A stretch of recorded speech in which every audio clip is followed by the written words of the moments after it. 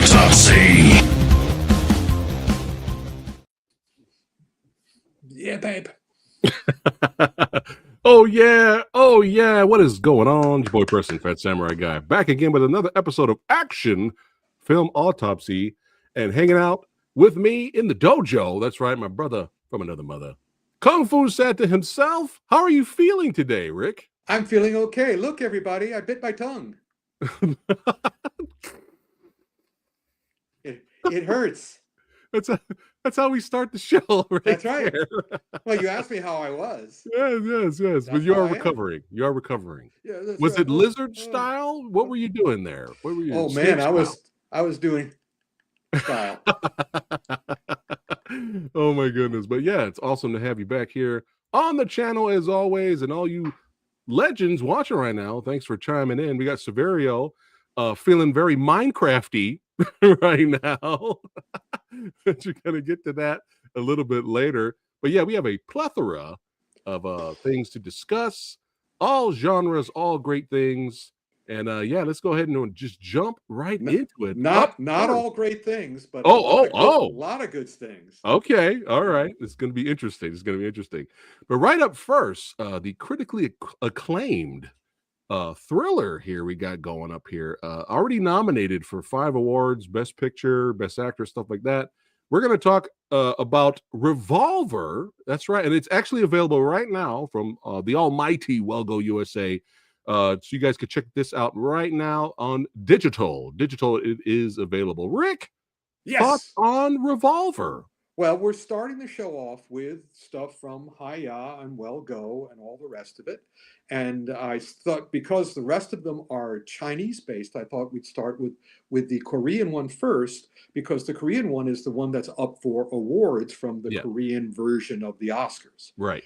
And as such, it is unlike the other three we'll be talking about from them, because it is an art crime character study drama more than an action movie. There's some action in it, but let me show you the action.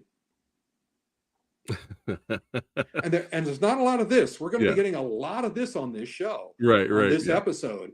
But Revolver, I mean, I think they called it Revolver because it's like it got people excited to go see it because they figured it was an action film or a crime film, and it is a crime film. But it's not a lot of action. Show the poster again. Okay, they don't even have a revolver on the poster. I think there's another poster that has a revolver. Yeah. But and also, again, folks, I'm telling you, look at the poster. The poster will tell you exactly what the tone of the film is and how good the actor is based on the poster. And sure enough, she does something silly to help someone else at the beginning. Somebody does a crime. She says that she'll help them. And because of that, she's sent to jail. And she becomes that person you saw on the poster for the rest of the movie. Kind of like, wow, nothing anymore. And it gets deeper and deeper and deeper, because the people, of course, that she did the favor for, are they grateful? I wouldn't call it grateful.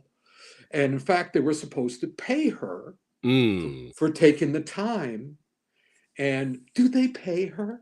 So then she gets her revolver and she goes. But she doesn't go like John Wick, and she doesn't go like some of the other people we'll talk about in just a few minutes. So it's a fascinating movie. It makes me a little sad, because every time I see an Asian movie, I think it's reflecting the tone of the country. So you see, we're going to be talking about a Thai movie in a couple of minutes, and that's very definitely reflecting the mood of the country. And so I always thought of South Korea as being a very pleasant place. I visited there once. But this movie makes it look like just a cesspool. Makes it look like, no, it's a very pretty cesspool, but emotionally, an emotional cesspool, just awful people. I'm used to seeing awful people in other movies in other countries, but not in the South. I mean, I think of the South Korean movies of all these wonderful romances and all these wonderful comedies and all these wonderful action films, and this one is just, oh, this is what it's like in South Korea now, just like every place else where everybody's. But it's still engrossing. It's Yeah. very well done. It's Awesome. it's deserving of its rewards. So let us move on. Let us put the revolver away, Okay. All and right. let us move on to which title did I give you next? Next is Sword of Destiny. Sword of Destiny. It had Sword of Destiny. Sword of Destiny that's one title. It has like 4 titles. And like Go USA decided not to choose which title. They just put them all together. And I was going, well, that's silly because it's called what is it? There's all sorts of titles. You'll see if you go onto Hi-Yah, you'll see all the different titles next to each other. Right. And I said, well, why didn't they choose one? And then I saw the movie, and then I realized that's why they didn't choose one, because this is not one genre. This is like every genre. This is a streaming movie, from China, which is an hour and 7 minutes long. And you could tell that because some of these things like Hunt the Wicked and Eye for an Eye, those are streaming movies too, but really, really, really well done.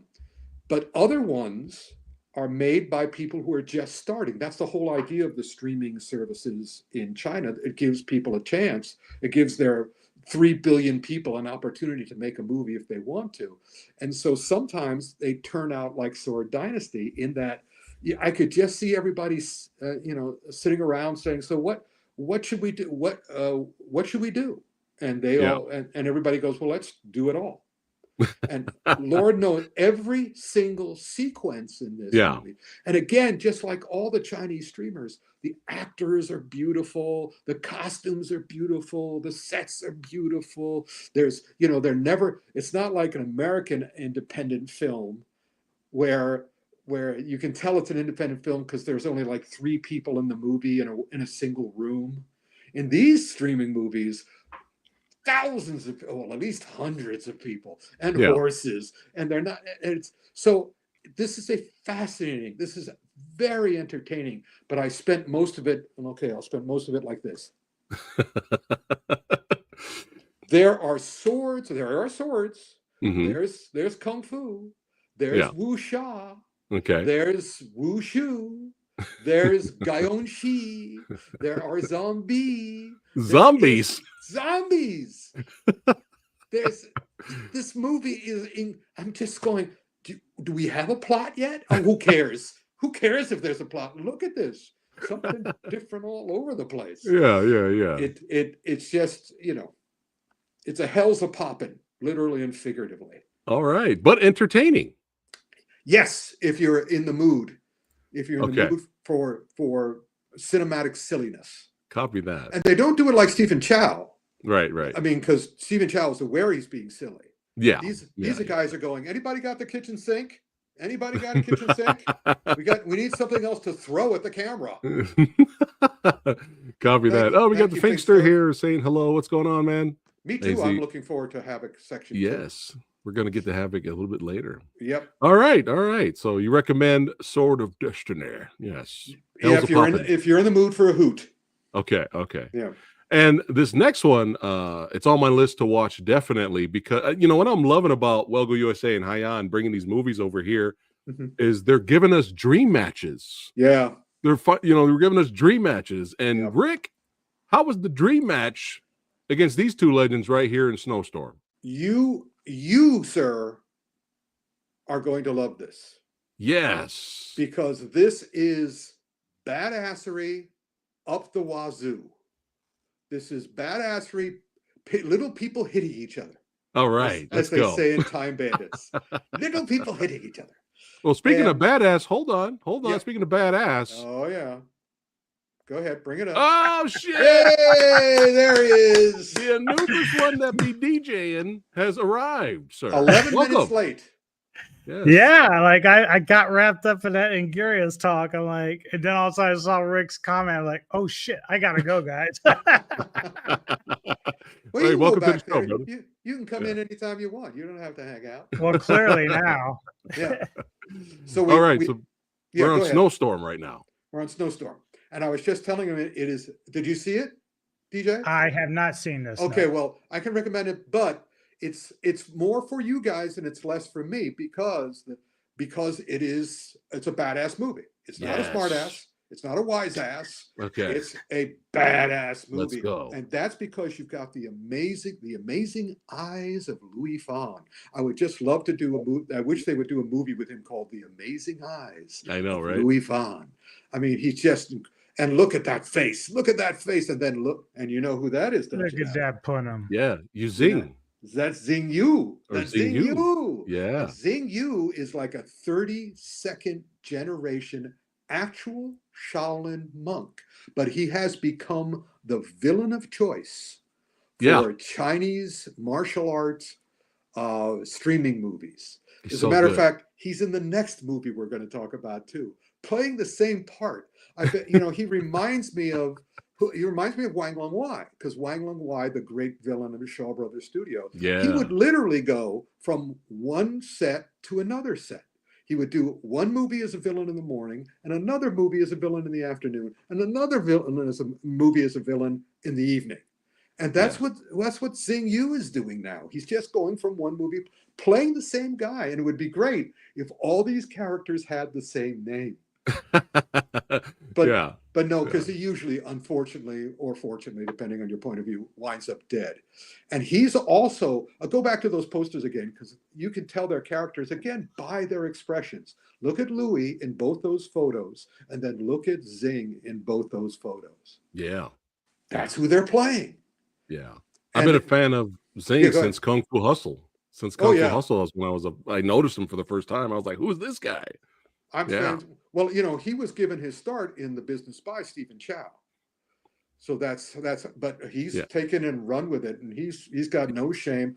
But what's great is when these guys are in this movie, you're always going to get good martial arts. Although this one is this is literal martial arts. They're not doing Kung Fu at all. Right. Even though, he's an actual in real life Shaolin monk. He could do it. Wow. I didn't know that. Wow. Oh yeah, but he can't. But he doesn't. They didn't want him to in this movie. It's just again, let's go. You, and I'm so mad at you, and let's punch each other in the face. Let's go. Hey, Jake Hall, how you doing, brother? Good to see you, man. Jake, hey man. Yeah, Shin Batman in the house. You go, Ricky O holding a gun. yes, I'm all for it. Right. So you recommend it for badassity lovers? Okay, cool. I'm not gonna watch it again. Okay. I would rather watch our next film. Yes. We have, big, huge shout out to the almighty Well Go USA. That's right. They gave me a Blu-ray physical copy of Tony Jaa's Striking Rescue.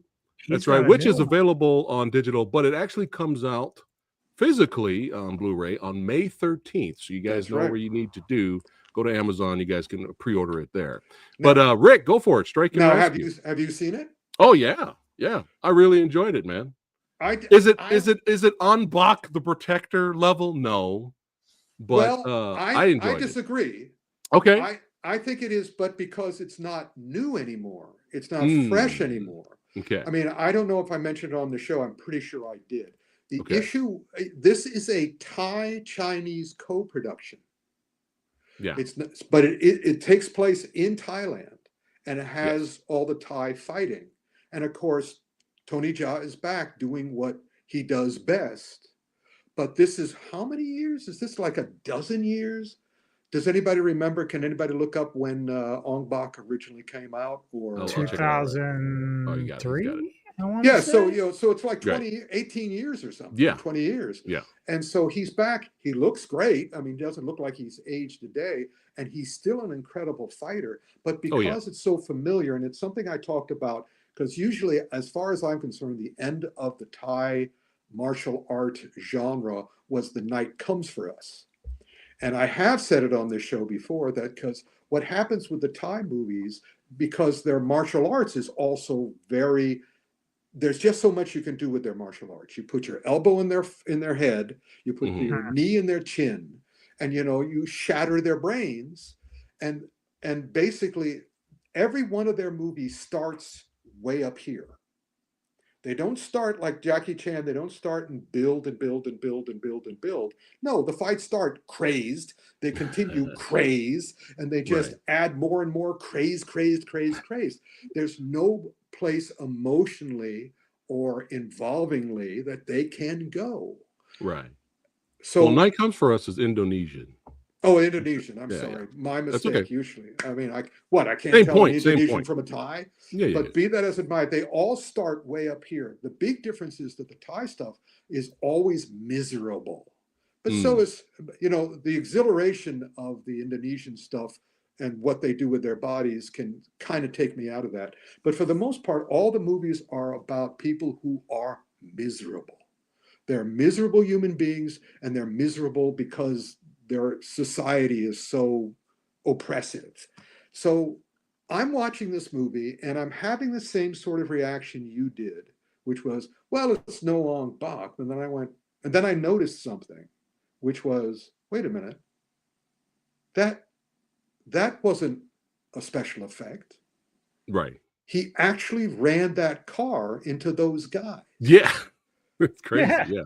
It took me a moment to suddenly realize he actually drove that car into those guys. Yes. And suddenly the movie took on another dimension for me, because I sort of went, they're trying to prove themselves constantly about how tough they are.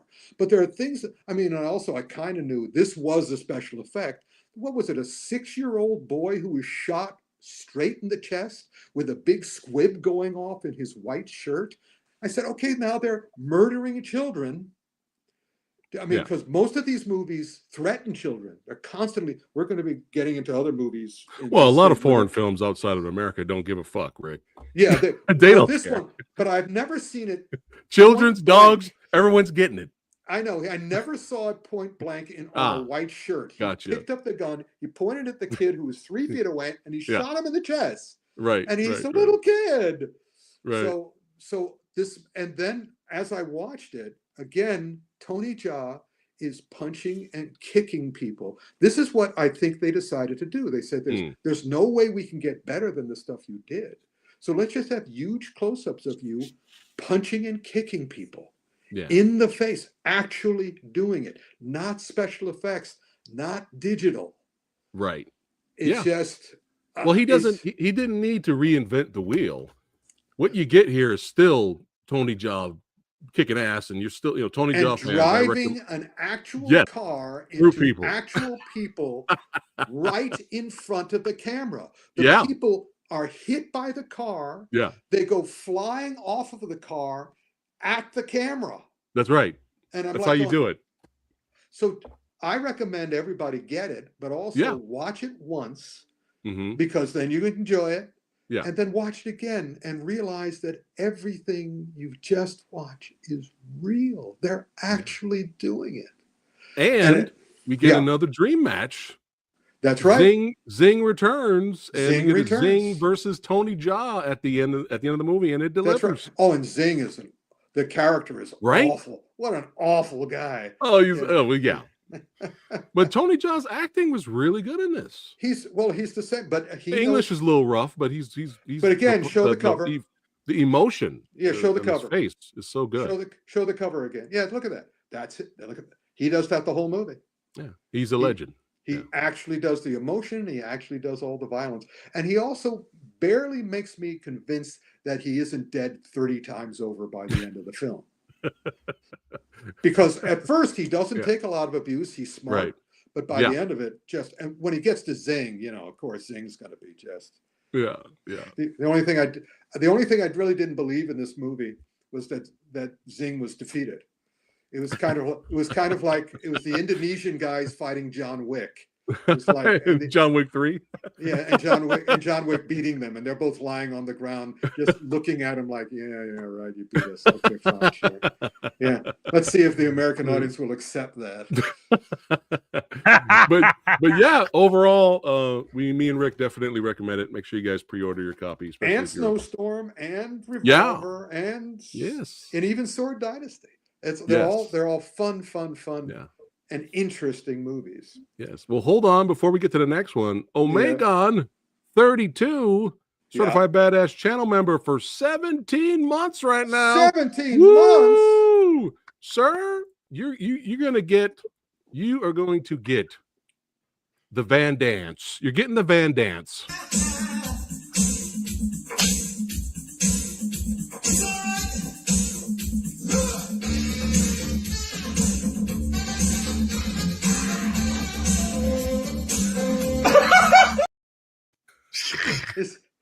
Phat, is that your younger brother? Is that who Yes. that is? Yeah. Oh yeah, it is. Yeah, it's my younger brother way back in the day. Yeah. Oh man, but yeah, shout out to Omegon. Thanks again. Appreciate the support, man. Good job. All right. Next now, up. talk about if I thought Sword Dynasty was silly. Let's get a load of this next one we're doing from Amazon Prime. Oh man, OGP's favorite film of the year, G20. yes. I dared him, Rick. After we watched this, me and Lady Phat watched this. I immediately messaged him. I was like, I dare you to watch this and review it on his channel. And he was questioning our friendship after. Well, you know, this thing is a liberal fantasia, obviously done before the election. It's directed by, you know, one of the most prominent Latinx directors. It's got the wonderful, you know, Viola Davis. Yes. Yeah, of course. And Anthony Starr. Yeah. It is such a farce. By the end of it, a bunch of staff members lift a helicopter. Yeah. And I I'm heard like his soul. Yeah, I heard. Absolutely right. It was just like, oh, this is so, because you know it's done by the people. The choreographer did the wonderful. If you want to see a good one of these, you want to see what was the last thing Viola Davis did? Oh, Woman King, because it's the same choreographer as Woman King. Woman King was great. Did you know we reviewed it when it first came out? Back in the day. So, it's Philip Ciprian Florian, who's a Romanian who works in South Africa as a stunt arranger and a fight choreographer. And he did this movie and he did Woman King, and there's no comparison. Woman King is great. This thing is nonsense. This thing is so. It's just kind of like I was rolling my eyes so hard my neighbors could hear it. Did you appreciate the shoe heel pump subplot? Did you appreciate that? You know, the word appreciate is not something that I would use. I accepted it. I tolerated it. I didn't roll my eyes for that. I just did this. Right. Oh my goodness. And I also did this. Yeah. Yeah. Now, you know, people out there, the people out there who enjoyed it, you know, good job. More power to you. More power to you. But don't tell me you guys don't like 80s or 90s B movies. This movie was supposed to be an 80s, 90s B movie action throwback. I'm like, no, don't tell me that. That's like telling me, well, if you don't like Cocaine Bear, then you don't like Tremors. Don't put Cocaine Bear and Tremors in the same category. Get the fuck out of here. Get out of here with that shit, dude. Me and Rick and Anubis have seen great, entertaining 90s and 80s B action movies. Don't throw this in there. Don't do that. Terrible. Whoever makes that argument to be bad. But if you liked it, more power to you. Yeah, I didn't hate it. I just sort of went, I did one of these. Yeah, we were hoping that it went full bonkers, like parody. Yeah. But at the end, when the family's all standing there staring and admiring her dress and shoes, I was like, oh God. But hey, watch it and you may laugh and get a kick out of it. That's right. All right. And speaking of that, now I believe you guys saw the next thing we're doing also from Amazon that I wanted to see but didn't have time to see because it's a TV series. I can only really watch the movies. I occasionally will watch a TV series when I get really engrossed. But here, you guys said you're going to see it. So go ahead. Tell me what you thought. Before we get to that, Kevin, oh my God, he's been a channel member for 49 months. He Yep. wants to repeat the damn dance. That's a fat samurai guy slut right there. That's a slut right there. Do it. I'm going to Do give it. you the Seagal. You're getting the Seagal.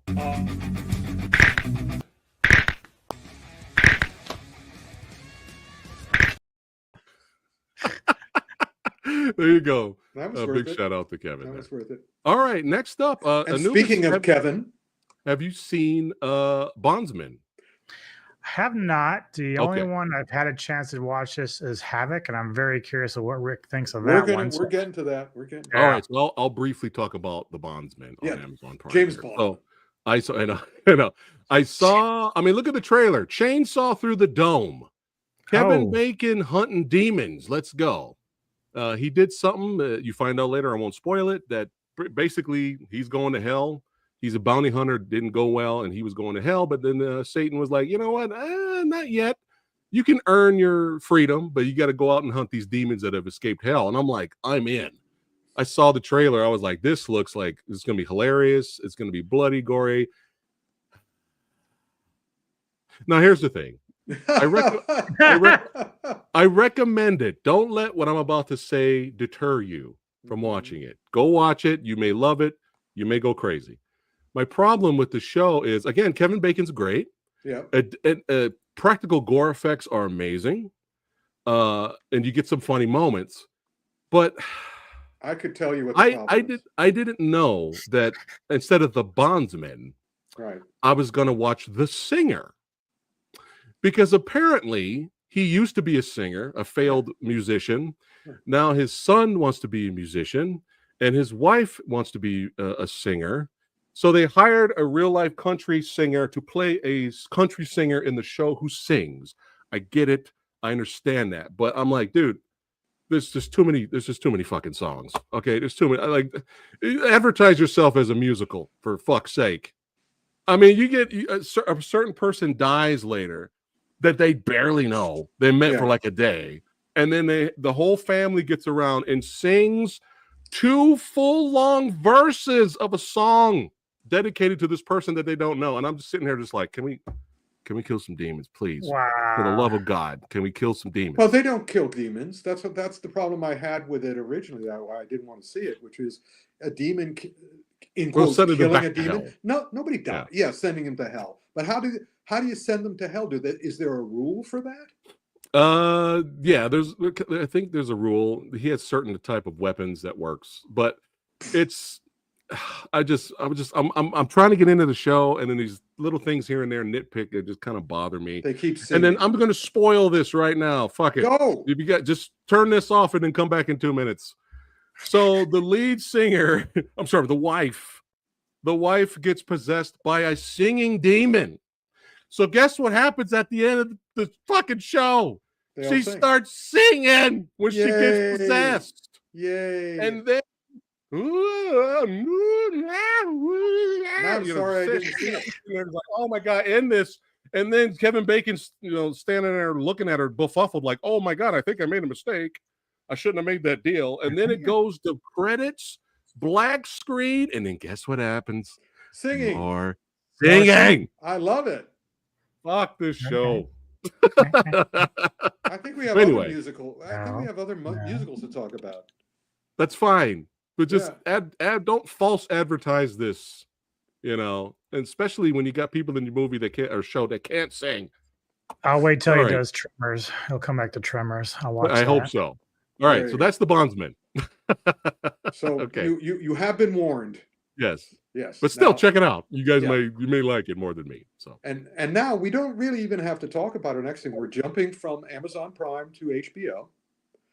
And since the White Lotus is over, there could be only one thing we would be talking about, and that is dun, dun, dun. The Last of Us. Yes. Season 2, Electric Boogaloo. We don't have to say anything. It's great. It's great. And can I ask you this? Can I ask you this without spoiling anything? We'll see. All right. Due to what happened after the previous most recent episode. Yeah. Is the show, in your opinion, still have a chance to be good, or Oh yeah, they made a bad decision? It won't stop being good. Okay. It's just a matter of, the audience's tolerance of not having something that they might want. Right. But no, the show has been great all along. Arguably, one of the best episodes of the first season didn't even have the two leads in it. Right. I remember you talking about that one. Yeah. All right. So you're still loving the show? It's I'm not much of a zombie guy, but again, this is one of those things. I'm not loving it, but I'm admiring it and respecting it enormously. Right. I mean, it's a great education on how to write and direct and take a subject matter that everybody else has seemingly beaten into the dirt and making it fresh and new and engaging and involving. All right. So you still recommend The Last of Us season 2? Oh yeah, absolutely. No question. You don't need me to do that. Everybody else is doing that. Mm-hmm. Now back into our area, or my area, that I'm more akin to. And this one is, we've gone to Netflix. Mm-hmm. Netflix is so great. Netflix is boggling my mind. Bullet train explosion. Let's go. One of the very first things on the screen is they put it on the screen really, really fast in such a way that basically the credits are racing across the screen like a bullet train. But the first thing they said is based on, and they have this in Japanese, and they said, and I realized, I said, because when I was a kid, there was a movie on, I think it was on Drive-In Movie or Kung Fu Theater on Saturday afternoons at 3, called Bullet Train, co-starring Sonny Chiba, and it was about a sabotage bullet train. And I'm going, is this? And sure enough, that little thing that threw across the screen was saying, based on the 1975 movie Bullet Train. I was curious about that. That's cool. It was very cool because this thing is directed by, and also I love the title. Could they be any more direct than that? The original movie was called Bullet Train. Yeah. This is, we're not going to make you think that this is a movie about a bullet train. This is a movie about a bullet train explosion. and it's directed by Shinji Hakuchi, who made Shin Godzilla and Shin Ultraman, and did the new Evangeline. And I wish it had been called Shin Evangeline. And I sort of, why does he keep on calling it Shin Godzilla and Shin Ultraman? But then I suddenly realized his name is Shin. He's identifying the movies. Nobody can mistake his movies because it's Shinji Godzilla, Shinji Ultraman. And so he is a pro. He's one of these great Japanese craftspeople who take any subject and bring not as much artistry as back in the highlight of the samurai film day. And by the way, again, I want to remind everybody out there, because everybody has YouTube, right? And there are 2 channels. I believe we're on it now. There are 2 channels, one called Ninja versus Samurai, and the other one called Samurai versus Ninja, although I believe they just changed the title to something like Shin Samurai 24/7 or something. They are just 24 hours a day of great classic samurai cinema. Yeah.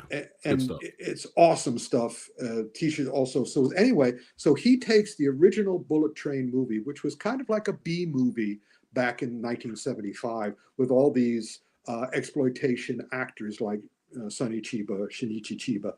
And here he does something that I think the Chinese should do. The Chinese should do their own remake of this movie, because basically somebody threatens a bullet train while it's basically Speed. Because I was gonna ask, did the Chiba original inspire Speed? I wonder, because it's very similar. Oh, I wouldn't be surprised in the slightest, except of course the difference there is it's a different vehicle. And they can't. So here we have the technology of the bullet train that adds another dimension. And Shinji takes that and makes it a stirring movie about the Japanese people teaming up to deal with one problem after another, and all on the train. I mean, they know the terrorist says, you know, if you go slower than this, I'm going to blow you up anyway. And every time they're faced with a problem, it's like everybody on that train says, well, you know, I can do this and I can do that and I can do that. And they all work as a team and solve each issue. So it's a very satisfying, Nice. and almost exhilarating thing, because it's like, look at these guys. Look at these guys. They're not going, oh no, woe is me. What am I going to do? They're not going to get all violent and run their car into a bunch of Thai hoods.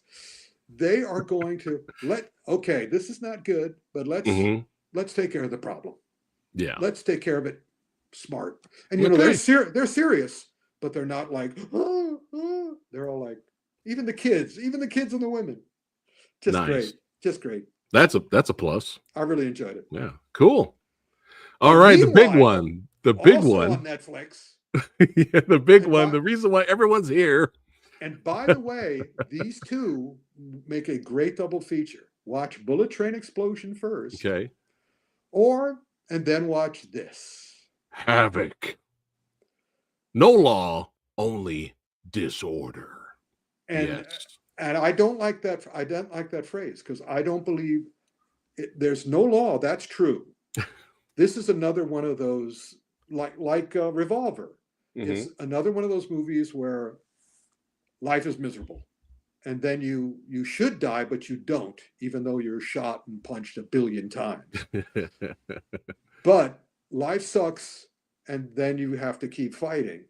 Yeah, it's one of the and also just same with Revolver again. Everybody's corrupt. There's not a single character on screen who is not corrupt. It's just like you have to accept it from the outside. Terrible human They're beings. all terrible human beings. Yeah. And so in that respect, it's kind of, you know, I could just relax, because I know I don't care if anybody here lives or dies. Yeah. No, there's one person who's good. Right. And that's the female cop. Right. And I'm astonished, spoiler alert, that she survives. I'm astonished. Me too. She survived. She didn't get shot once. I think everybody got shot in this movie except her. So that was surprised. that was Gareth's message, which is, if you're really good, you won't get shot, unlike everybody else in this movie. Everybody, multiple times. Yeah. But the trick here, this is Gareth Evans, the Welsh director, who I met. There he is, holding my movie and holding my book, and you know, elbowing Eco in the neck. This was at and there's Warrington huddling behind Eco. This was at the American premiere of Raid 2 at the Museum of the Moving Image in New York. And so there's Gareth. I admire him enormously. And for Havoc, I was very happy for him, because, you know, of course, he does Gangs of London too. Right. And he's, you know, he's established himself. But now he's in Netflix's embrace. So he's in good shape. He doesn't have to worry about, you know, he just keeps doing this. He does whatever he wants. And he writes this. He directs this. He produces this. He runs the action design team. They have a credit for action design team. And the action design, he's not, Jude Poyer is not listed on the credits as fight choreographer. He's listed as action designer. Yeah, Jude's amazing. And then Gareth, in addition to his credit as producer, as writer, as director, he has also got a credit as action editor. In other words, he didn't leave the action up to the editors for the rest of the movie. He did it himself. So as such, I have never seen more video people, you know, video special effects on the credits. The list of everybody who worked on this is just like endless. I think the only thing that beats it is Minecraft. the Minecraft list goes on for days and days and days of the video people. So this is a movie that I watched a little like I watched Striking Rescue, in that as the fight scenes went on, I would lean in closer and closer, and then when they were done, there's so many action scenes that I had to rewind and watch again, rewind, watch again, rewind, watch again, trying to distinguish what they did in the camera, what they did on the stage, and what they did on the computer. Right. Yeah, that's right. So many people getting shot so many times. That's, my review for the movie on the poster would be so many. There's so many, so many bullets, so many victims. But they're all put together. I mean, the big fight scene in the last hour is pretty much one continuous fight scene. And it's also not a fight scene. It's a gun scene. It's a bullet scene. It's a caliber scene. Right.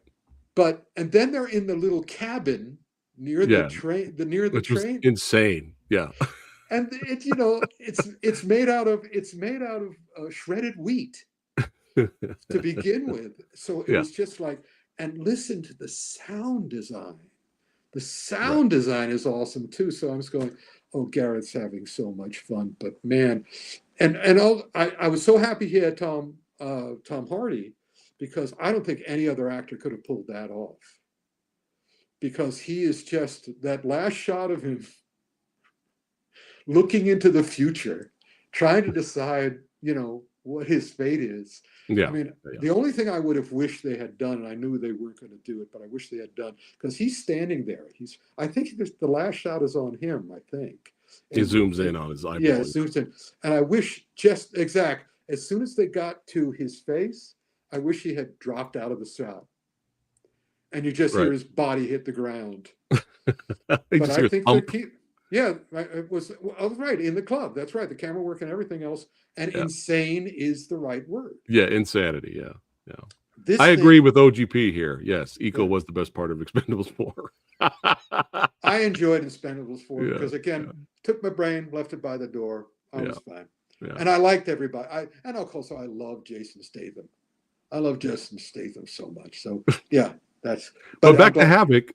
Sonny Payne was great. Shout out to him. Jude Poyer killed it with the action. Yeah. But let's talk about some negatives. Yes. Negatives. Anubis, yes. Go ahead. Negatives. Yes. Go ahead. Go ahead, Anubis. I don't know how or why, but like the car scenes, they were mixing real cars with like CGI. Yeah. And the first thing I'm thinking of is Train to Busan Peninsula, because it looks terrible. Terrible. And I'm like, why? But again, you go back to the action, it's top notch. It's total Gareth Evans. Like, it's so amazing. But that was my one nitpick, is those car scenes. I'm like, this looks so fucking cheesy. Yeah, it was so bad. But I figured either he did it for a reason, or he did this. I will say this. My favorite scene, I'm not going to give too much away, but you guys will know, is that fucking spear. The spear scene. Yeah. So good. That was so good. Satisfying. Oh, yeah. That was, exactly. Satisfying is the word. And shout out to Michelle Watterson, Karate Hottie. She killed it in the movie, too. She was great. And got killed. Yeah. Spoilers. I don't know me. I know. Rick already said everybody dies. They'll be spoilers. Yeah. But yeah, if you guys are action junkies like we are, definitely check it out. It does pick up, and it doesn't stop around the 50-minute mark. If you can make it to the 50-minute mark, just remember, everyone's a villain. Dirty, though. It will make you feel dirty, because nobody is redeemable in this song except for that chick. No. But they established that, almost in. Oh yeah. No, and also the ones that they're trying to save. Those and of course, again, spoiler alert, they also get to walk. Oh, I did like that one point though, where the one cop had killed his dad, and so there's this piece of music when he comes back and saves the cop, the female cop, and it's like a nice piece of music. I'm like, dude, I wish they would have used this more. It's so good. Like, I don't even know, it's just one little piece, but it was so effective. Go ahead. I did want to see some kind of, obviously this is not a martial arts action movie. This is not the Raid film. It's a gun fu film. This is more, it's all gunplay. It's gun with beautiful squibs, Anubis. Yeah. Beautiful squibs everywhere. Real squibs. You guys remember squibs? Squibs. Anyway, I wanted a brutal, just beat the shit out of each other fight between Tom Hardy and Timothy Olyphant. I kind of was hoping we'd get that, but it's okay. Yeah. No, because this is, like I said, this is a gun fu film, and there was a critic who said that it was the Raid meets John Wick, and I said no, it's the Raid meets John Woo. Yeah. There's definitely some hard-boiled vibes at the end. Yeah, I think the female Asian, like the right hand lady, she was about the only one that really did a lot of martial arts in this. Yeah, when she was kicking hard. She had her scenes. She had her scenes. Yeah. All right. Yeah, definitely. She got the point. No, don't go and finish it, OGP. You're gonna hate it anyway. Don't bother. Anyway, I'm just messing with you, brother. All right, now we are. We're on Disney. Disney Plus. We're on Disney. Yeah. And so what do we start with? Do we start? We're going to start with your favorite sci-fi show recently, Doctor Who, Rick. I know. I saw your post. I know. You see, I started. I think I've said this before, but I'll say it again. I was one of the first American writer, reporters, magazine guys who promoted Doctor Who when it first came to America in 1975. And I've met many of the doctors. And the new resurrection back in whatever it was, 2006, that was excellent. You know, David Tennant, Matt Smith. Yeah. That was beautiful writing, wonderfully done. Some of the best Doctor Who ever. There were some bad episodes too, but lately, when the two, Russell T. Davies and the other gentleman left, and they brought in the female doctor, and now the black doctor, the writing has just completely tanked. And this new season 2, which was actually filmed in 2023. When I found out that they was filmed in 2023 and they're saving it for now, I went, oh, that's a bad idea. Because I don't know if you guys have noticed, but I've certainly noticed when I've gone back to see some of my favorite movies and television shows of yesteryear, I can't watch them anymore because they're so tone deaf. And they're so, and you know, things happen so fast now because of the state of the world that 2023, you're going to show stuff that's not going to work. And sure enough, it hasn't. Apparently, Russell T. Davies, who's the one who resurrected the show in the first place, did a wonderful job, is now just sort of decided, I'm going to do whatever I want at this point. And one of the last thing he wants to do is to satisfy the audience. So only 3 episodes of this new season. Smart. And also, the other trademark they've given this new doctor, who's a wonderful actor, who could do a beautiful job. And as I said last month, they made him into a manic depressive, which why? Course, exactly. But now he cries in literally everything. Every episode. Not everything, every episode. Ugh. They find a moment for him to cry. And as I said, and I think I told this story again, as I said to Jackie Chan, when you do it more than 3 times, you rob your tears of all their power. Right. Because at this point, when he cries again, people just throw their hand. I throw my hands up. It's like going, if you cry that easy, your tears are not important. And so the latest episode called The Well was, all this Doctor Who fans are praying with every episode that they'll get. And so I call it the Phantom Menace syndrome, which is, I remember going to see the Phantom Menace, and I was with a whole bunch of my comic book friends. And at the end of the movie, we all looked at each other, and everybody else was going, that was great. That was great, right? It was great, right? And by the time we finished dinner, we were going, no, it wasn't great. and it's the Phantom. That's the way I felt when I saw a Quantum of Solace. I was at the beautiful Cinerama movie theater in New York, and I came out, and all my friends were with me, because when we went to the premiere of Casino Royale, we went to the premiere in New York, and everybody was in tuxedos, and everybody was in dress, and they all were wearing their James Bond watches and shit, and we were exhilarated by that. So we were so desperate to have it. So when Quantum of Solace, the sequel, comes out, we go to the same theater for the same premiere, and we all just was, please be great, not just good, please be great. And then I'm going, that was great, right? And No. my friends are going, no, Rick, it was not great. No, Rick. Quantum of boredom. So the problem with the second and third episode of this season of the new Doctor Who, it has interest. For instance, the whole cartoon episode, which is pretty cute. But in addition to him crying, every single episode ends on another loose, what's it called, plot thread. There's another loose plot thread. Okay. None of these things, because for me, if they don't nail the landing, I don't care about how good the first 3/4 of the movie was.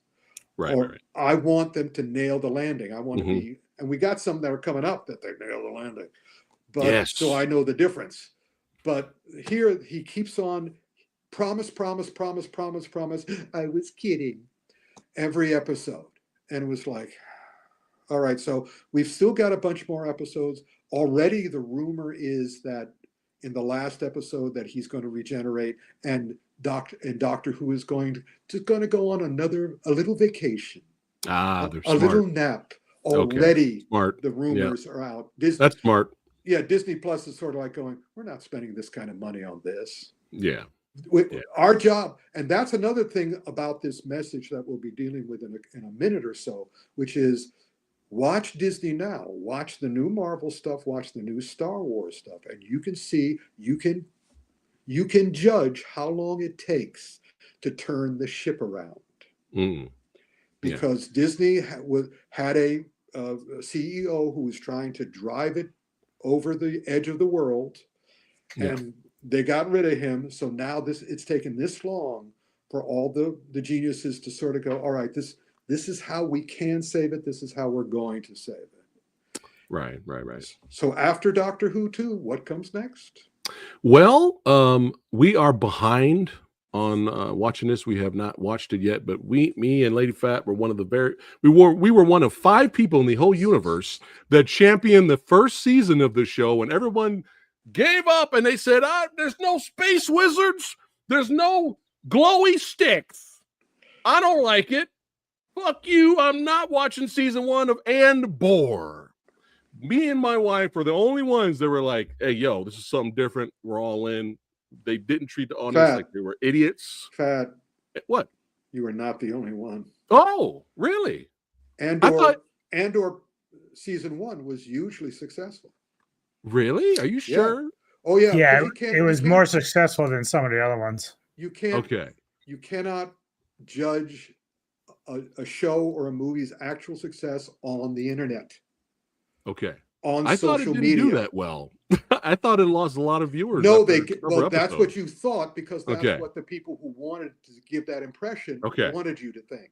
Okay. All right. There wouldn't have been a season 2 without it being hugely successful in the critical arena and in the rewatch. In the new arena you got to look for is the rewatch. The last movie we're talking about is The Kingdom, and I already told you about, it doesn't matter what this movie does the first week, it matters what it does the second week. Okay. Oh my goodness, you're right, Rick. Look in the comments. I'm not alone. Of course you're not alone. There are other people that exist like Andor. Okay, you should be proud of yourself, because you were fighting the people who were yelling at you and trying to convince you that it was a failure.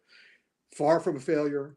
And now this new season, are you watching the new season? Like I said, we're behind. We're catching up. We're gonna watch it probably next week. We'll start it. I'm hearing good things. Season 2. It's again beautifully made, beautifully acted. My only issue with it was my issue with the first season, which is I know how this ends. Right. Because everybody does.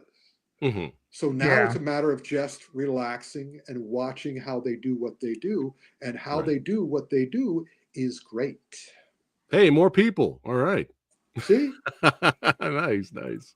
Well, don't. It's not tragic, man. You'll have plenty to binge here. It's really worthwhile. It's a good sign. It's a very good sign. Now, speaking of people saying something was a failure. Yes. And speaking of nailing the landing, the season's not perfect. I have nitpicks. As much as I love it, I still have nitpicks. They introduced a villain called Muse. Just to fuck spoilers on this one. Just the finale we won't spoil, but they introduced this villain called Muse, and then the next episode he gets killed, and I'm just like, why did you even bother? It felt like a waste of time. I don't remember. No, I don't remember it this next episode. I remember several episodes. Like when he fights Daredevil for the first time and then escapes. The very next episode, the girlfriend kills him. The very next episode. All right, I'll take your word for it. Yeah, it was really. But now let's tell everybody what we're talking about. But the finale, yes, Thank you. Daredevil Born Again. I can watch him and Frank Castle kick ass and just buddy cop their way through the whole series. I want their own separate show, Frank and Matt Adventures. I love the finale. Well, the great thing about the finale that you're talking about, which was great, it's not the finale. Right. It's the setup for season 3. Right. Very clearly, they went. They might as well have had a little thing saying Daredevil and the Punisher will return. Right. Yeah. You know. Yeah. So, yeah. So So it's loved it. But my issue with it is what it's always been, because I grew up with Daredevil. I got the first issues of Daredevil. I love that Daredevil. But I admire this. But also he's so effing tortured, but that's what he became, and I understand that. I'm very happy for all of them, and I am looking forward to season 3. Yeah, and this was very worthwhile, very involving, very interesting, very well done. Yeah, so hallelujah, very pleased, baby. Yep. Yeah, very pleased. Now, if you guys haven't watched it, definitely check it out for sure. Yep. Now we're jumping ship here. We're going from Marvel to DC for a reason. Yes. Because you see how successful that is and how effective Daredevil Born Again was. And also, I'm very happy to say we'll find out in a couple of days. And of course, in next month's Action Film Autopsy, you'll get our rundown on the Thunderbolts.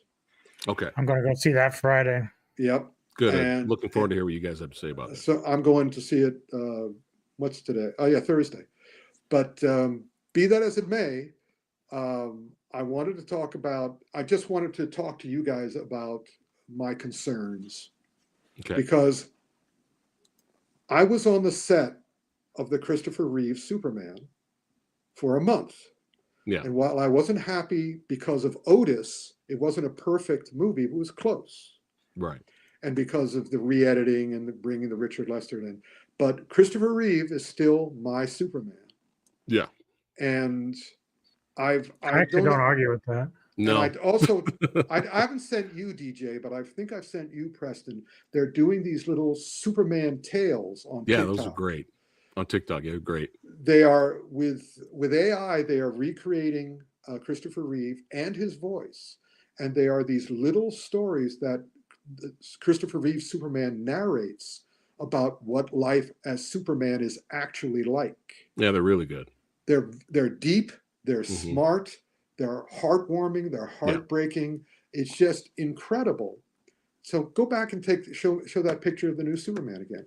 I have not seen a single picture or a single piece of film of the man who's playing Superman showing any emotion, any real emotion. He's sort of smiling there.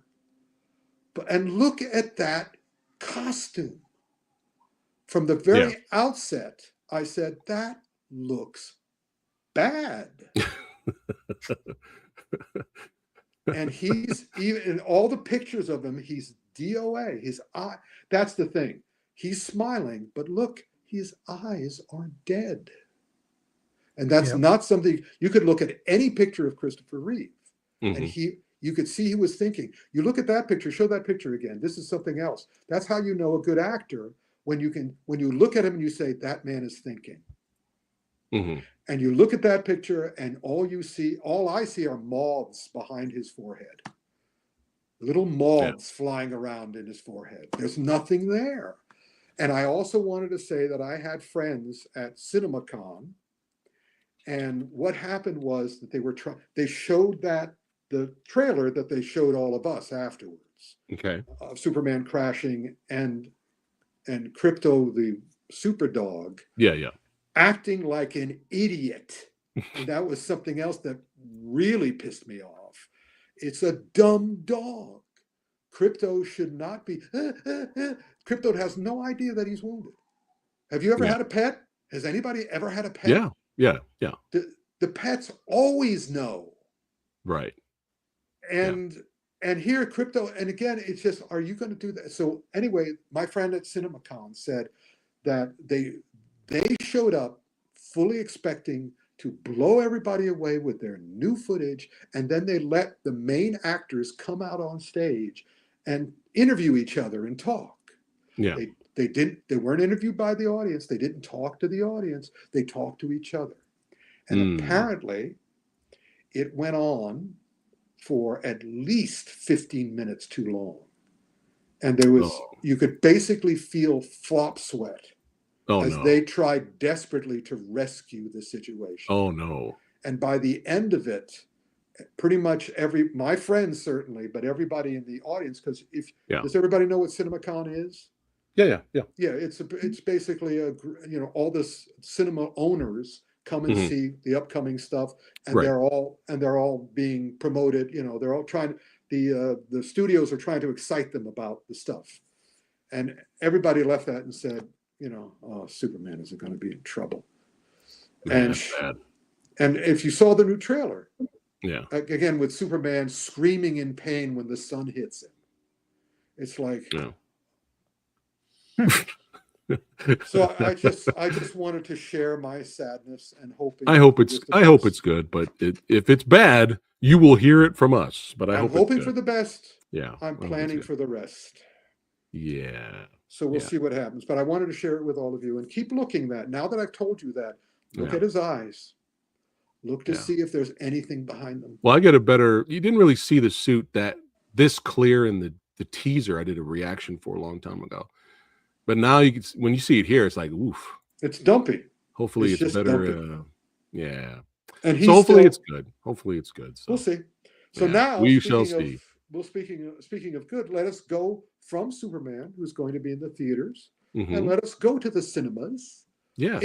April cinemas. Yes. And I didn't see this one. Did you see this one?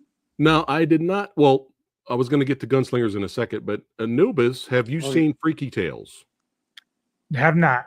Okay. So I sent Rick the trailer for this, and it looked bonkers. It is looked bonkers. So much. It looks like a blast. I'm actually going to watch this Sunday, so we'll talk about this on the next. Look, it's Pedro Pascal. He's never been in anything. I know. No. And I've heard good things about Freaky Tales, but I haven't been able to see it. We'll do a little bonus catch up. We'll talk about it next AFA. Yeah. All right. But I got the chance to interview the director, Brian Skiba, indie film director, who did Gunslingers with Nicolas Cage. And it was a blast talking to him. And, it's interviewing so many filmmakers and actors, it's in indie filmmakers as well on the podcast. It's so interesting and fascinating to hear the struggle. It's like, God damn, it's hard to make a movie. Jesus Christ. Yep. And this movie right here, if you guys are into indie westerns and all you want is action, big, huge body count, whisper thin plot, this is the good guys, this is the bad guys, let's go. And you got a Nicolas Cage bonus stealing all of the scenes, being over the top, being Nicolas Cage, then you are in good hands with Gunslingers. I recommend it if that's what you're looking for in a western. But it's sad because I seen a lot of reviews and stuff, and guess what everyone is saying, Rick? People are saying they're saying, man, you didn't really get a chance to spend a lot of time with the characters and get to know them. So when they died, I didn't care.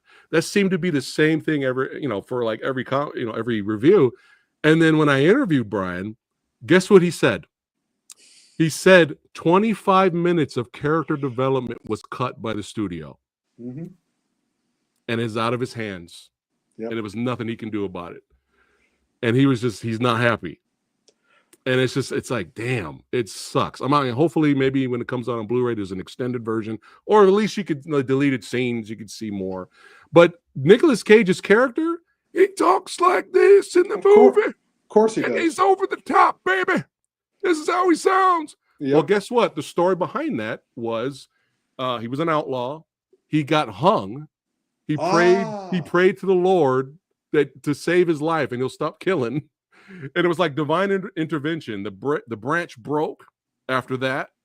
And, that's why his throat's all screwed up. That's why he talks away. But he became like a religious guy, never picked up a gun anymore until, the finale when the bad guy showed up. Then he picks up the pistols.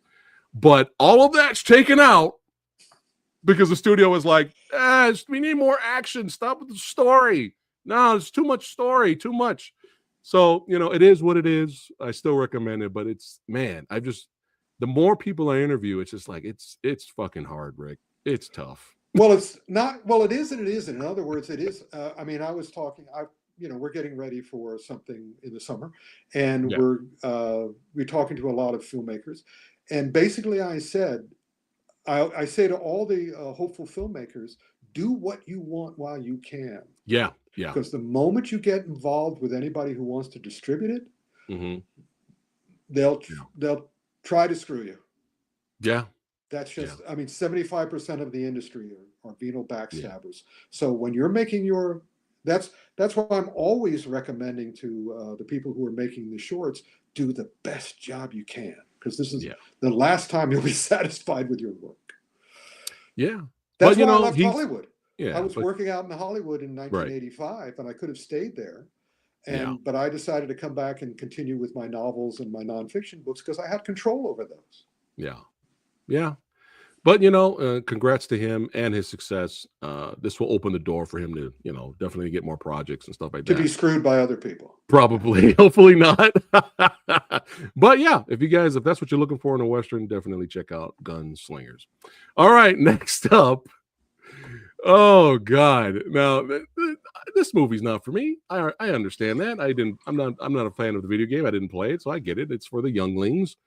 But what I've seen online of them destroying the theater, after seeing Jack go, say chicken jockey, and then all of a sudden everybody goes insane and they beat up employees. They throw popcorn and soda, and the director's totally fine with that. Of course, he's not going to downplay it. He wants to make money. No. No? You know who the director is? Yeah. Yeah, the director, he did Napoleon Dynamite. Yeah. He's one of these guys, he's not doing it for the money. He doesn't care. He cares passionately. Okay. That's why he's happy when they go, because that's a reaction. Right. Well, yeah.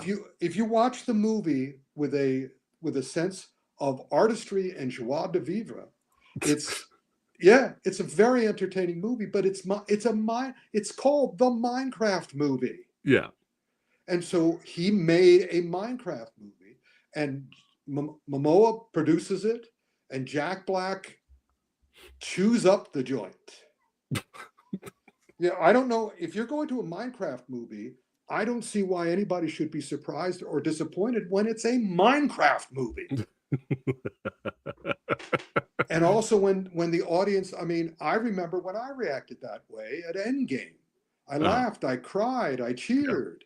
Yeah. Minecraft, but made did for you Minecraft up people. Seats? Yeah, but did the person next to you get up and throw their soda bottle in your face? Well, yeah. Well, not in my face, but then again, that's what I'm wondering is you think about stuff like that for like Rocky Horror Picture Show, but even then, it's not as crazy as what I was seeing in videos. They were going nuts. Yeah, but they were loving it. And the people who had but you're kind of ruining the experience for your other audience. That's what I'm wondering. I don't think so. They're all Minecraft people. Right. I don't know. No, I think everybody's having. Yeah, well, it made the amount of money it made because they loved going to the cinema to see. Well, the director's rich now. Well, again, I don't know what kind of deal he had, but again, right. To denigrate his work to say it was just for the money is not fair at all. Because if you look at what he's done in the past, he's invested in all his work. Gotcha. And he ultimately doesn't care whether you like it or not. Right. He made what he wanted to make, and his stuff has reached his audience. Napoleon Dynamite. It's not an accident. Yeah. So yeah. So what did you think of Digital Jumanji? Again, you're just trying so hard to denigrate this, and I don't know I'm not. Why. That's what it is. That's what I heard it is. It's Digital Jumanji. Jumanji. What's wrong with that? Jumanji's digital too. That's all done. It's Jumanji in a digital world, Rick. That's what I mean. That's what I mean. Jumanji was also, when they went into the game, they were also in a digital world. Yeah. Right? Well, did you? You're defending this movie, Rick. Are we actually getting heated back and forth for Minecraft? What did you honestly think of the movie, Rick? You're not going to start throwing things, Rick, are you? Come on now. I said what I thought of it. I enjoyed it. Because I wasn't looking for anything other than Minecraft. And I wasn't looking to denigrate it because you saw a video online that made you upset for some reason. No, I'm not upset at all. So you could start insulting the movie and the director and look, and saying that he only did it. You said twice that he only did it for the money. He's happy because he's made the money. No, he's happy because he made the movie he wanted to make. And he's happy that it was successful, as he was happy that Napoleon. But nobody expected this or Napoleon Dynamite to be successful. Right? Really? Because this is like the biggest, highest Rick, that's video a games very ever. Big game, Rick. That's a really big game. Yeah. It would have done well. It probably would have did well. Rick liked it. The studio didn't think so. Right. Well, yeah. I mean, the studio didn't think so. Yeah. The studio had no faith in it at all. They wanted to slide it in. But of course, us now in secondary, when you saw how much money it made and it had an audience, finally, filmmakers are forcing studios, because back in my day, they would not. The studios didn't care about the fans. Oh, screw the fans. We'll make the worst piece of shit we could because we don't care about these guys. But finally, they're learning, as they're struggling to survive, that they have to start serving their audience.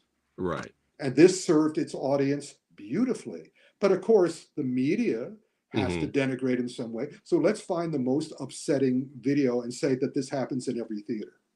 Copy that. There you go. Rick loved it. It's not for me. I didn't love it. I liked it. He enjoyed it. It's not for me.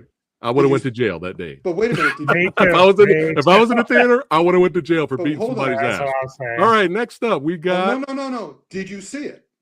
No. I'm saying if I was there, and if that happened, I probably went to put the prison for punching somebody. Yeah, that's the point. Like, if somebody dumping drinks on me at a show, I'm going to go... All right, next up, we're moving on from Minecraft. We spent too much time on it. Next up, Drop. No, I want to go back. I want to go back to Minecraft. No, we're good. We're moving on. Figure out why you guys are trying so hard to denigrate it. Rick, okay. Rick, it's not the movie itself. It's the people that go there. You, but you didn't even see it. I'm talking about the audience. You're talking about the one video you saw. The one video. No, Rick, there's multiple videos. Yeah, it's been going on across. Crazy. And do you see anybody in that audience upset by it? Yes. There's videos of the people on speakers. No, I'm not going to bring it up. There's videos of people. That's why the manager from the theater, Rick. Oh, the manager. Nobody in the audience. The audience did too. There were people in the audience. There were employees that got beat up. The employees and the managers. But the audience loved it. I'm just talking about the bad part of it. People celebrating and have a good time. That's great. But no one needs to get assaulted at a Minecraft movie viewing, Rick. Well, that's all I'm saying. We're moving on. All right. Drop. Yeah. This is done by Christopher Landon, who's one of my favorite thriller filmmakers. He made Freaky, Happy Death Day, and Happy Death Day 2, and other ones. And Drop is another. There's a reason they have all those reviews there, because everybody underestimates him, but he brings smarts and cleverness to all his movies, and Drop is not an exception. And here he's taking on the world of living in the screen. that everybody lives vicariously through their phone or their iPad or whatever. So here he's creating a thriller in that world with a wonderful, strong, smart female character. Nice. And every single thing in the movie, none of it falls apart. It's all worthwhile. And if you haven't seen his work, I can highly recommend Freaky and the 2 Happy Death Day movies. So Drop is as such. Yeah, I saw the plot synopsis. Who's the lead actress in it? Yeah. Go ahead. What was that, Anubis? Who's the lead actress? Well, I've forgotten. Oh, okay. But she's an up and coming. We can look it up. You can do what I do. Just go onto IMDb. This I saw the plot synopsis for this. I was like, wow, this looks to be pretty cool thriller. It is cool. He makes Christopher makes cool thrillers. Copy that. Next up, we have The Amateur. These next 2 movies are in the same category. Basically, they're good. Well, this one is a good spy drama / thriller, and it didn't have a cumulative effect. Okay. Although I did enjoy the fact that our leading character is a CIA analyst, so he has to take revenge for the death of his wife by being smart rather than by being violent. And so again, fast forward to those scenes. They even showed one of the sequences in the trailer to make sure you knew that he was smart, and he is smart. So it's okay. It's a B movie. Yeah. Okay. But this next one is another. They're both A films. Amateur. A is for amateur, and A is for accountant 2. And this is the sequel to the original, The Accountant, where Ben Affleck is playing an autistic enforcer for the mob. Yeah, I really enjoyed the first one. Yeah. Well, this one's better. Oh, what? Nice. Yeah. Oh, wow. Yeah, it's better. This is one of the rare sequels that is better than the original. The original's still good.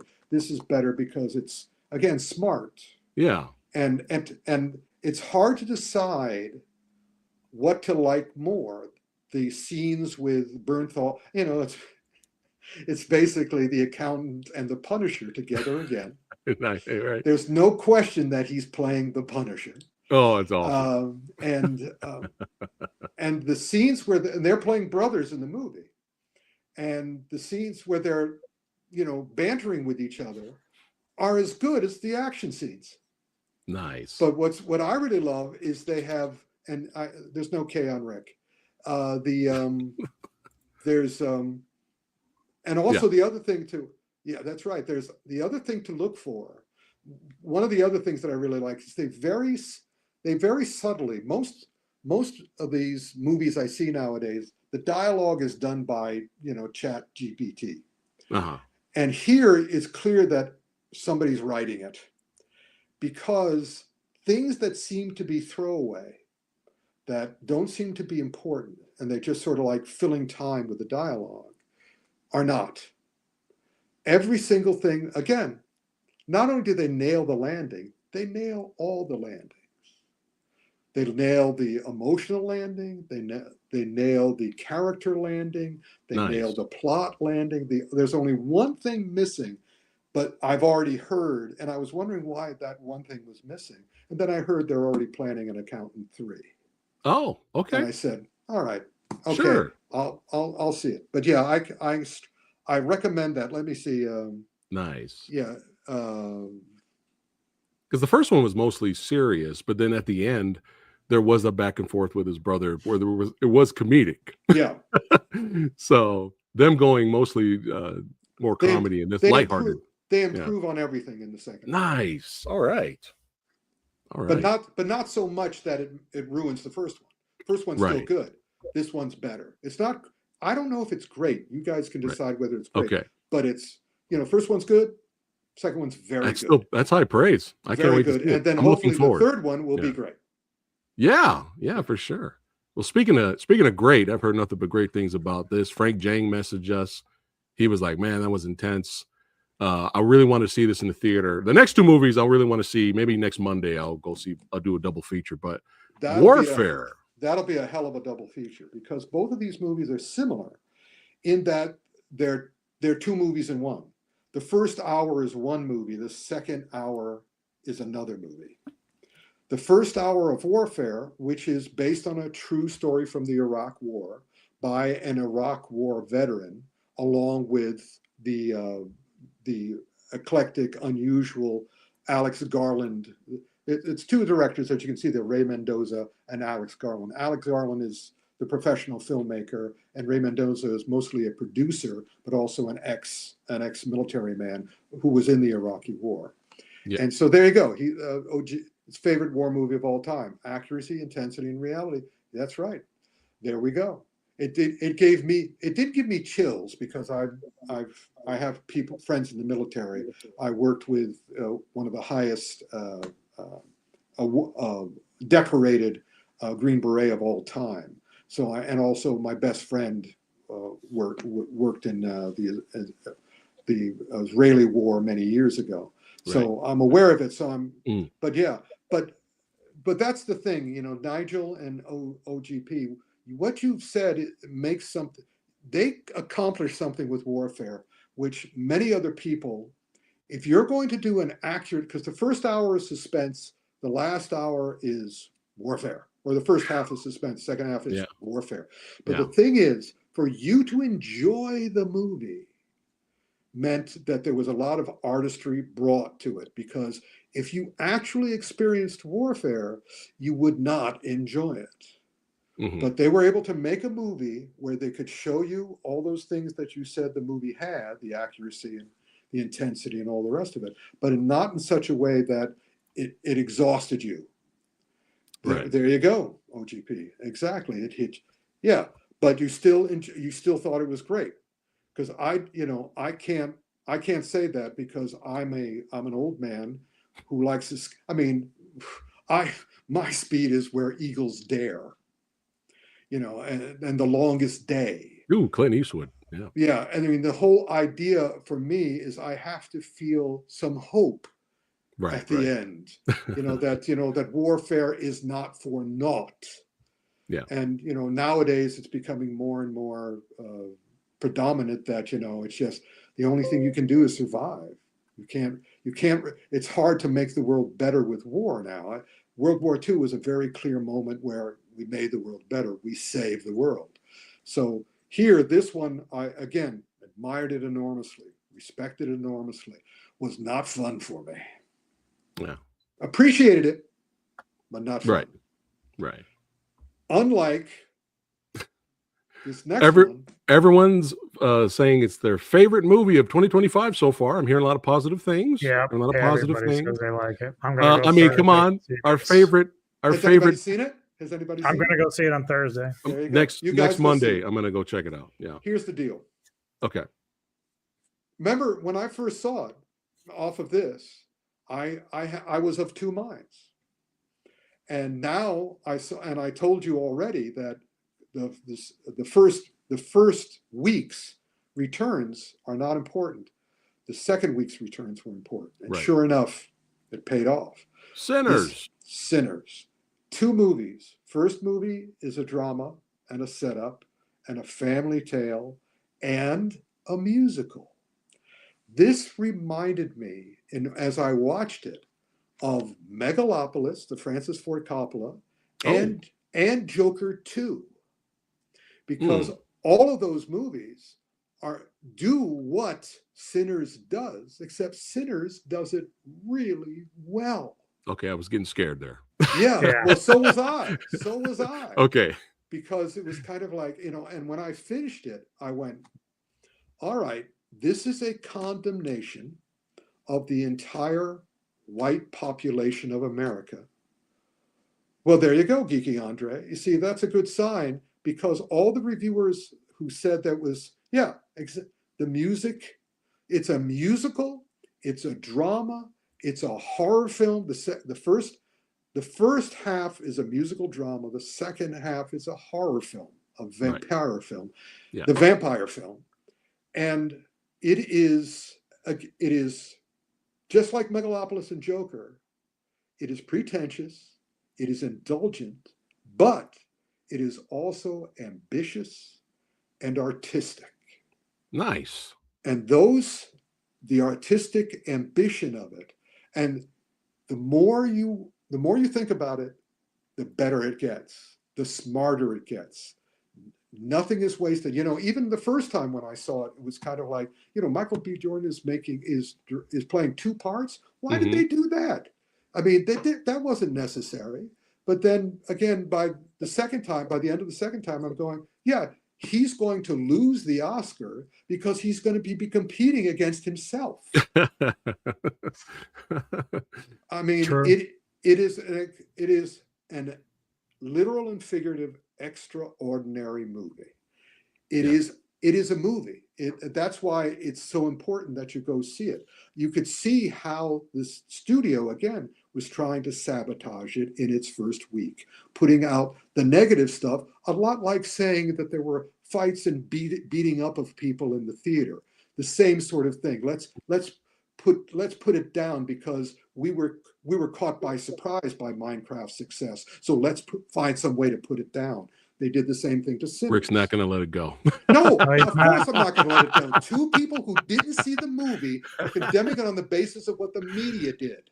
No. Rick. Totally misunderstand everything. You weren't in the theaters. You weren't in the theaters. Rick, it's everywhere of people going there. You don't know that. Rick, we see it in video. Hundreds of thousands of millions of videos from where? on TikTok. From the internet. On TikTok, Rick. On TikTok. Of theater footage. It's footage from inside the theater when it's happening. Rick. How many of those did you see? A lot. There's quite a few out there. What do you consider a lot? What's Rick, that? It's on TikTok. That means there are millions. There are millions of views. People were to get TikTok views, Rick. People were going to the theater to cause ruckus. Here we go. Yeah. I'm just saying. That's what it is. We're not talking about the movie. You are clearly assuming. No, even Severio saying there's at least like 50 videos out there. That's a lot. That's a lot. That's enough. Severio. Yeah.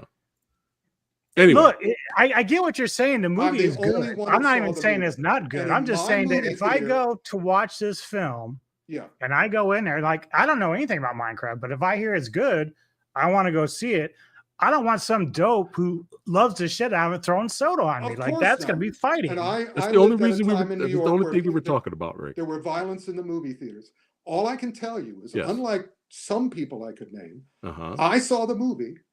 Okay. And I love the fact that everybody was totally into it, and everybody went crazy at certain points, but nobody did violence.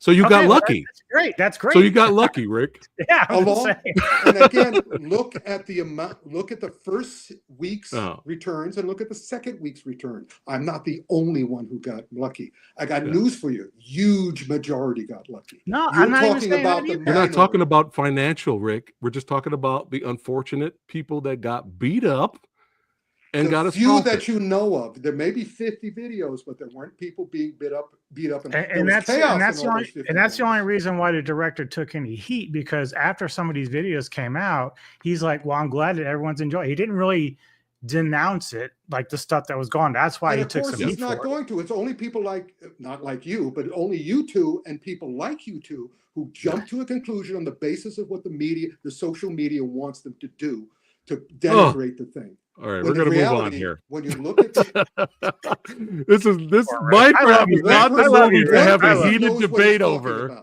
One person knows what he's talking about. Two people are making assumptions based on Rick. Anubis, when we're done here, we're going to send Rick tons of videos, and you'll. I'm going to look at the tons of videos, and I'm not going to believe them. That's just like I don't believe all the other bullshit on the social media. Back the miss. Well, that's what do you think? That's actually good. That's a good thing, actually. You don't believe everything you see out there. That's good. Do your own research. You can't, because I know what the media does now. The news media does specifically. But going back to what you're saying about Sinners being mismarketed, I think it was also mismarketed, Rick, in terms of they were trying to advertise it as a horror movie.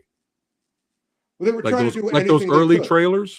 Well, that was understandable because, again, they knew that if they promoted it the way and it is a horror movie. there's no question it's a horror movie, so they Right. can promote it as a horror movie. But they didn't, and understandably so. If I was faced with this movie, with the promotion of this movie, I would have to think seriously about not doing it, because if I told them that it's a condemnation of all white people, that's not a really good way to get white people into the theater. But thankfully, a bunch of white reviewers went and saw it and recognized how exceptional it was. Brilliant, yeah. And just said, people, you got to see it. And that's why it only dropped off 6% between the first week and the second week in terms of the returns. And it's going to make a profit. I don't know if it's going to make a huge profit, because again, it has a problematic moral for white people. But hopefully the rest of the world will get on. But again, at this point, we have to see what Ryan Coogler does next, because again, the news media is totally corrupt at this point, so we can't trust it for any stuff. Right, copy that. And also, what's great about this one for Ryan, because Ryan has done, most of his other movies have been branded. You know, they're not his. This is his movie. That's good. This is the one he made. So hopefully this will allow him to go and do more of his own work. Copy that. As well as more Black Panther. So is it not a horror film? Of course it's a horror film. At the third act, I heard. Okay. Well, you know, it's the last half. It's set up kind of like From Dusk Till Dawn, where it kind once of once the white people show up, the white people are vampires. Oh, okay. And they're sucking the blood out of the black. Well, there's it's funny you mentioned that, Anubis, because I came across an interview with the director, and he said that there's many things that influenced them for Sinners, but Dusk Till Dawn was one of them. Okay, yeah. So like the first half, it's like that thriller crime stuff, and then it goes into the horror. Yeah, and in the words of Pedro Pascal, shut the fuck up and go see this movie. Right. So there you go. That was from his Instagram. It gets better and better. Copy that. All right. Next up, hold on a second. We got a brand new channel member, Lester San Jose, this Skeptic Tank. Thanks again for being a YouTube channel member, man. You rock. Thank you so much for supporting the channel. All right, now it's time for Rick's recap. For those of you who have just arrived, right now we're getting ready to wrap it up here. It was a blast talking today. All these movies, having the fun. Nate, quit starting the pot, Nate. What happened? Back to Minecraft. The most epic Minecraft video ever on YouTube, right here. Watch it. Go back. I never thought there'd be a day when I get into it. The disagreement with Rick Myers. All right, Rick's recap. Here we go. I was upset. Up first, Revolver. All right, thumbs up, thumbs up. There we go. Next up, Sword of Destiny. Thumbs up. First, by the way, the first thumbs up was a serious thumbs up. Okay. The second thumbs up is a silly thumbs up. Okay, nice. Oh, it's Pazuzu, good to see you too, man. All right, next up, Snowstorm. An angry thumbs up. An angry, badass thumbs up. Angry, punchy thumbs up. Next up, Striking Rescue. The Joster's back, throwing knees. And G20.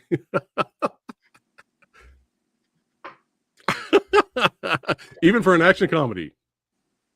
Here we go. The Bondsmen. You have to review that. I didn't see it. I'm trying to be nice, but fuck it. No. Yeah, fuck it. Damn. All right. And that's just because of the music. At least in Sinners, I knew there was singing going to be in it. Try to eliminate the music from it. Would you give it a thumb like this? I'll give it a thumb up. Except for the music. Yes. Okay. Yes. Last of Us, season 2 so far. No question. All right. And the bullet train explosion. And a lot of thumbs up. Halloween Havoc. Dig it. There we go. All right. And Dr. Boo. Dr. Boo who? There's a chance. I'm giving it the rest of the season. We'll find out next month. Its last episode is May 25th. Okay. And Andor season 2. All right. Thumb up so far. Yes. Daredevil Born Again. Oh, yeah. Double of thumbs. And hopefully Fingers crossed for Superman. There you go. Double fingers crossed. And Gunslingers, I'm the only one that's seen it. Definitely giving that the thumbs up. And Chicken Jockey. Throw some shit, Anubis. Knock all your shit down in the back. It is literally and figuratively remarkable. There we go. Remarkable. There you go, guys. Remarkable from Rick. We all remarked on it. Drop. Hey, thumbs up. The Amateur.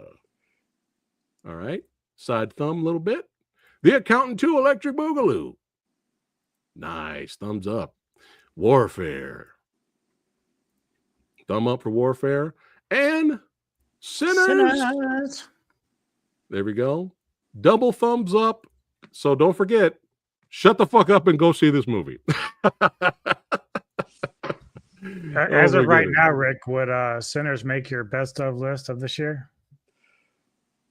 Pretty much, but then again, some of these, I mean, do you see all my thumbs up? I mean, basically, it all depends on the rest of the rest of the year. Yeah. Copy that. Well, thanks again, everybody, for watching. You guys know what you need to do.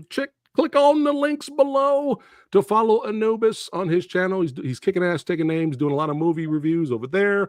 Follow Rick on the socials. Click on the links. And don't forget to get a piece of... You want a piece of me? You want a piece of me? You want a piece of me? Oh, you want a piece of me? You want a piece of me? You want a piece of me? You got it! Get a piece of Rick. Link below. If you guys want some autograph merch from, like, I saw some Jet Li stuff, autographs, Jackie Chan, all kinds of cool stuff. You want to go to the store, click on the link below so you can get a piece of Rick. And hey, enjoy yourself. And remember, always better to get a piece of Rick than a piece of Rick's mind. Craft. All right. All right, guys. Thanks again for watching. Hey, if you enjoyed yourself, don't forget to like, share, and subscribe to the Old Samurai Guy. And I'll see you guys on the next one. Keep watching movies. Take care, guys.